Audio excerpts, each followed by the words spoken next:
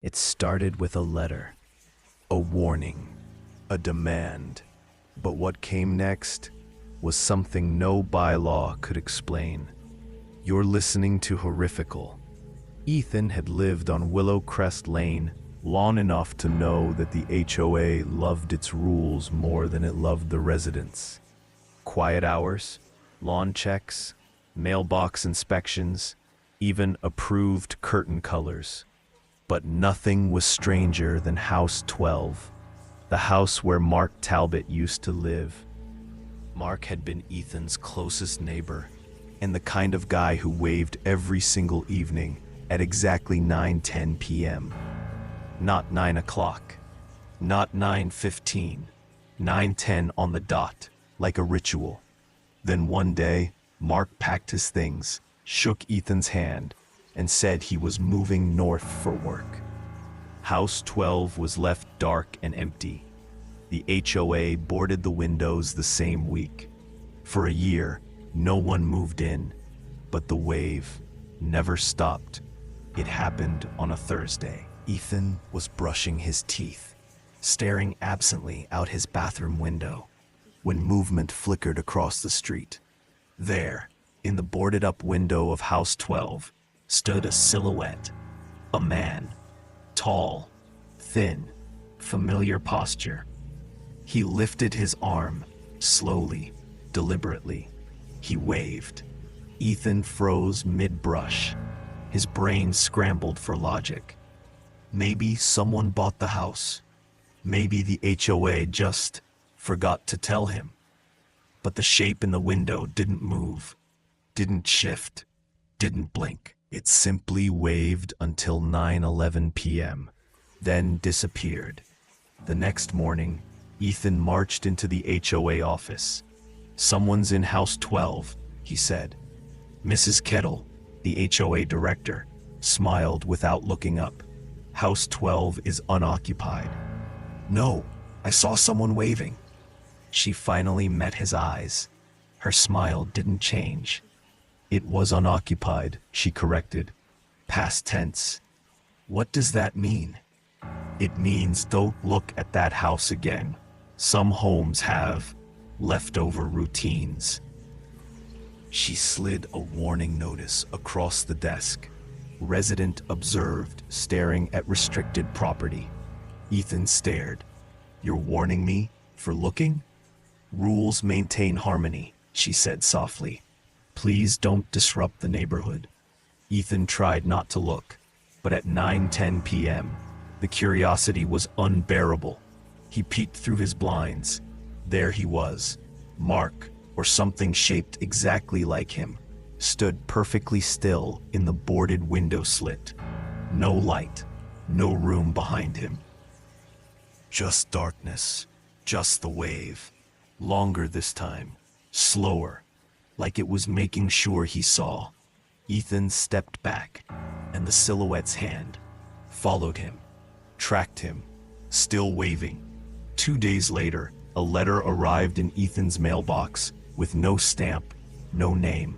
Inside, a single sheet. Stop waving back. He hadn't waved, not once. He didn't even go outside. Ethan looked up instinctively toward House 12. The slit in the boards was wider now, like someone was pulling them apart with their bare hands. That night, Ethan woke to a soft tapping on his window. Tap, tap, tap. A digital clock on his nightstand glowed.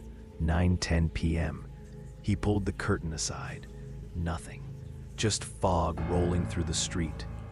Then he saw it. A handprint slowly appearing on the outside of the glass.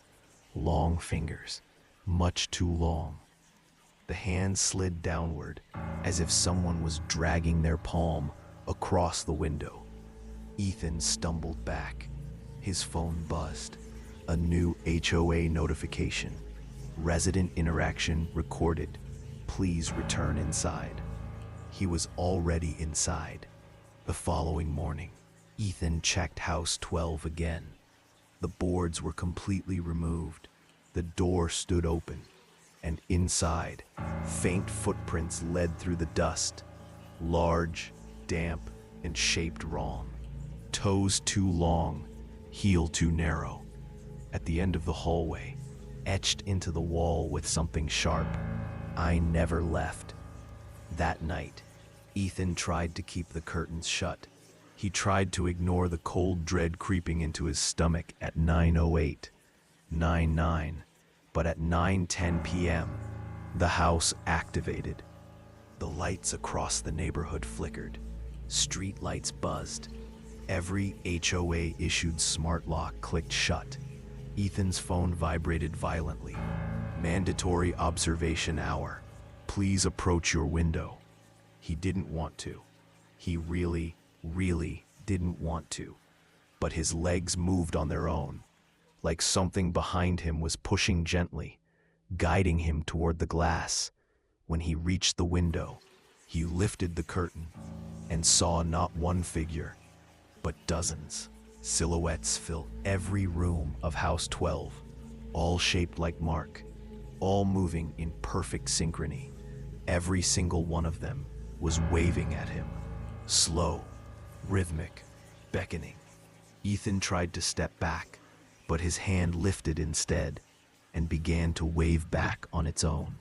The next morning, Ethan's house curtains remained tightly drawn.